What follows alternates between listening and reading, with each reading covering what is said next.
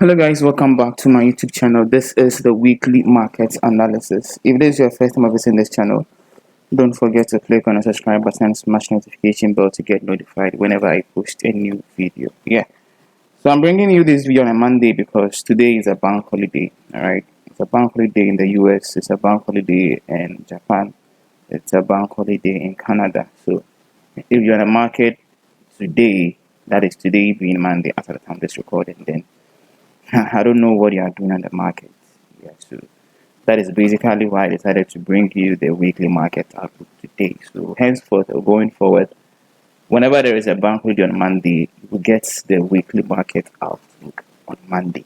Alright. So take note of that. So for last week was good. Yes. Myself together with a swing trading room, we were able to catch some huge number of clicks on the market. Alright.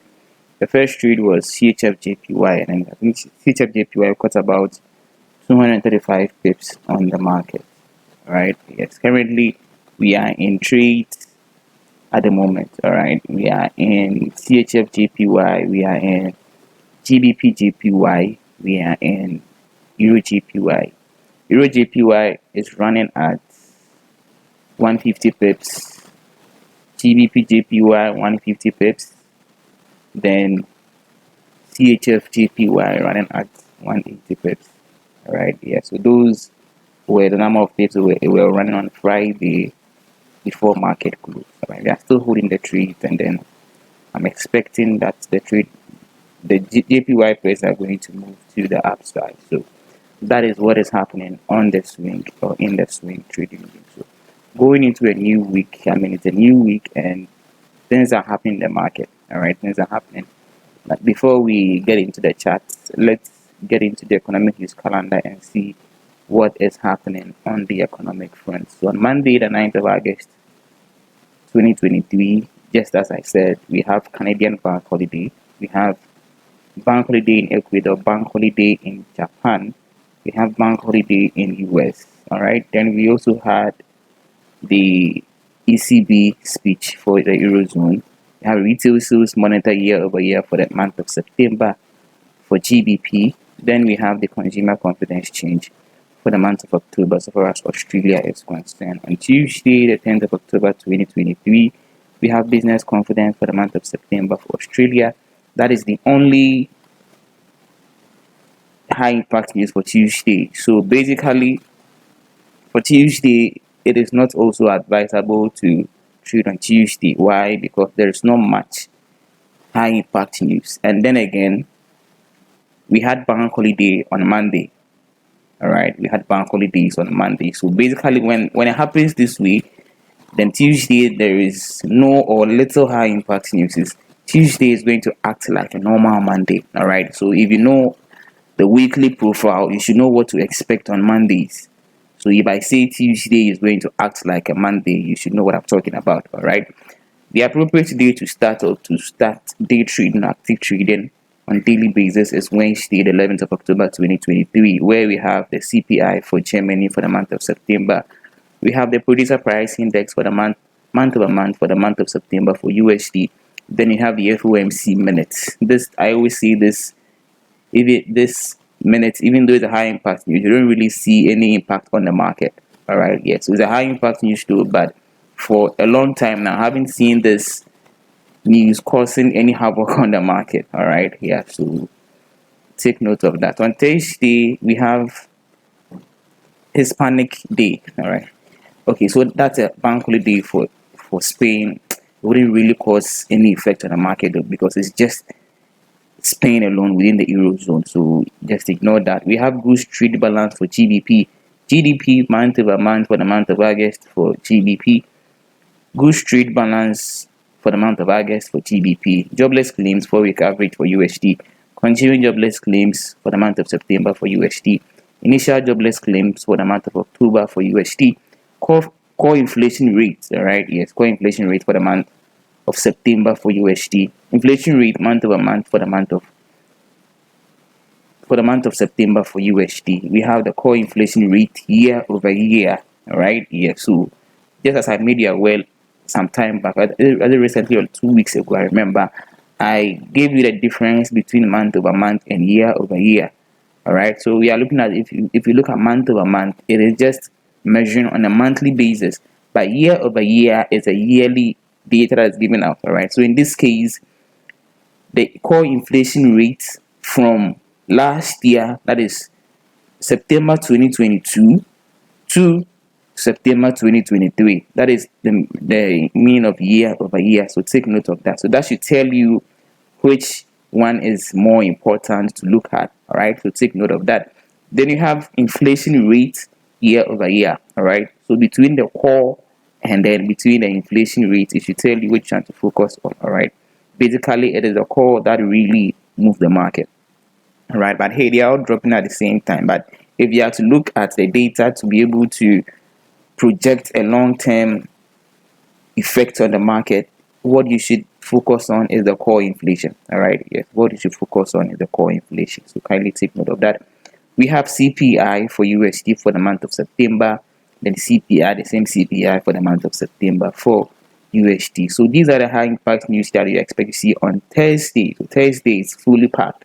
All right, Thursday is fully packed. Then on Friday we have CPI for Spain for the month of September. Then we have the Michigan consumer sentiment for the month of October for USD. So these are the high impact news that we are expecting to see on the market so far as going into this week is concerned.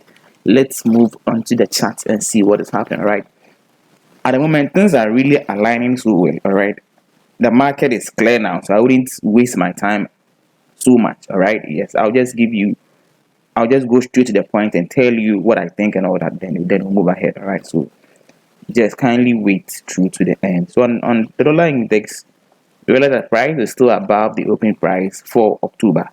All right, and as it stands now, we've taken out the buy side liquidity.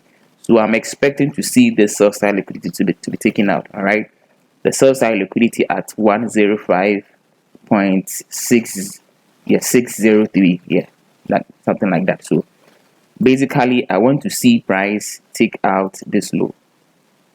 If price is able to take out this low, then definitely we see price moving to the downside to attack the previous 20-day low. All right, the low at the previous 20 days. So kindly take note of that. So I'll be looking to see the dollar index give us a bearish sentiment going into the week. All right, I'm bearish on dollar index, so kindly take note of that.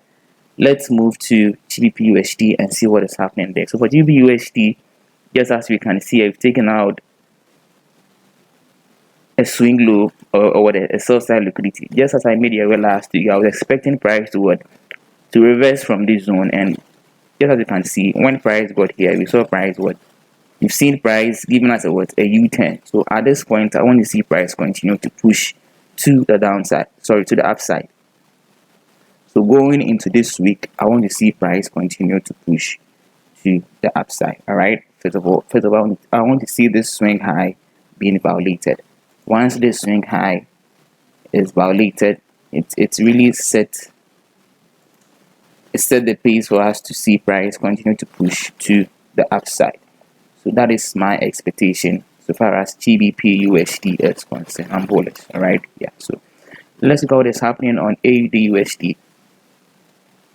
Yeah, so for AUDUSD, price was in a consolidation, and then you saw price moving to the downside. So consolidation, manipulation, then next is distribution.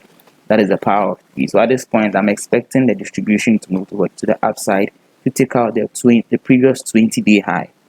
So as it stands now, I'm expecting AUDUSD to push to the upside so far as this week is concerned. So for AUDUSD, I'm bullish on AUDUSD. So take note of that. Let's look at what is happening on USDCAD. Yeah, so for USDCAD, I'm expecting this high to be the high of the month. All right, we've taken out these sell side liquidities right here. All right, we're already taking out Friday's low, and so as it stands now, I want to see going into tomorrow. I want to see price retrace a little bit, then we start seeing a push to the downside. My next draw on liquidity for USDCAD is the previous 40-day low. The previous 20-day low. All right, the previous 20-day low and then the previous 40-day low, because they are all overlapping. All right, yes. So for now, I want to see price push, take out this low and then this low, right? So going into this week, I'll be looking for bearish prices on USDCAD. Let's look at what is happening on GBPJPY. Yeah, so for GBPJPY, just as I told you last week, all right, as to why I'm still bullish, I made you aware last week why I'm still bullish. So if you really want to know why I'm still bullish on GBPJPY, you can just go into my previous video to watch. All right, yes, the explanation is there. As it stands now on GBPJPY, this is a swing low formation right here. All right, and I'm expecting, just as we've seen price taking out this low, I spoke about this low some time back, that I wouldn't be surprised to see price take out this low, and it did exactly that. So as it stands now, we've seen price would push to the upside to take out this high. All right, yes, and price is back below below October's opening price. So as it stands now, I want to see price push to the upside to take out this high, and then we see price continue to push to the upside. We finally take out the 40-day, the previous 40-day high. So the previous 40-day high is going to be my next draw on liquidity. So as it stands now, I'll be looking for bullish prices on GBPJPY as far as this week is concerned. So that is just that for GBPJPY. Let's look at what is happening on CHFJPY. Yeah, so just as I expect to see, or my expectation on GBPJPY is the same as my expectation on CHFJPY. All right, so for GBPJPY, we've even seen price retracing back here. All right, but for CHFJPY, it's struggling to even make that retracement. That tells you that we are up for a very strong move to the upside. So as it stands now, I'm expecting CHFJPY to continue to push to the upside. Yeah, so that is my expectation so far as CHFJPY is concerned. Let's look at what is happening on gold. Yeah, so for gold is pushing. All right, gold is pushing to the upside, but it hasn't really given me a criteria for an entry. But let's switch to the 4 hour and see what is happening. Yeah, so we've taken out these low, we've taken out these highs. So as it stands now, I'm expecting to see a little bit of retracement into this zone right here. Right, this looks like a fair value gap right here. Right, this area right here looks like a fair value gap to me. Right, this area. So I want to see price fill at least 50% of this zone right here before we see a push to the upside. Otherwise, I will still wait for an entry on the 4 hour time frame. All right, remember the moves I'm giving you are long-term moves. All right, I'm giving you long-term moves, so it will take patience. You need to be very patient to be able to wait for an entry on the higher time frame. All right, so that is how I take my trades. I take my trades on the higher time frames. The least time frame I take my entry on is the 1 hour time frame. All right, I don't go beyond the 1 hour, so take note of that. I don't go beyond the 1 hour because I take big moves. I take moves on the higher time frame. I don't do lower time frame trades. Yeah, so take note of that. So for gold, I'm expecting to see price continue to push to the upside right into this previous low right here, then see what will happen from there. So that is my expectation as far as gold is concerned. Let's look at what is happening on NASDAQ. Yeah, so for NASDAQ, we've taken out this swing low. All right, we've taken out this swing high right here. So seen here is acting like an order block for me. All right, you can use this bearish candle here to act as a bullish order block, or you use this bullish candle here to act as a bullish breaker. All right, because I mean that was the last down close kind of price moving to the downside to take out this low, giving us a new swing low formation. So as it stands now, going into next week, I want to see price continue to push to the upside. My next draw on liquidity for NASDAQ is the previous 20-day high as well as the previous 40-day high. So kindly take note of that. So that is just that for NASDAQ. All right, yeah. So that is just that so far as the weekly market analysis is concerned. If you haven't subscribed to this channel yet, do well to click on the subscribe button and smash the notification bell so that you get notified whenever I post a new video. If you're not part of my Telegram channel, just look at the description box where the link is there. Click on it and be part of the Clairvoyant Traders Telegram community. All right, yes, I'll bring you the daily update this week. All right, last week I wasn't really seeing things. I mean, I wasn't getting enough data to be able to predict whatever is going to happen as far as the next days are concerned. There was nothing to look at. That is why I brought you the fair. I think I brought you the first day and second day, but the rest of the days you didn't see me posting any daily updates. That was because I didn't see anything on the market.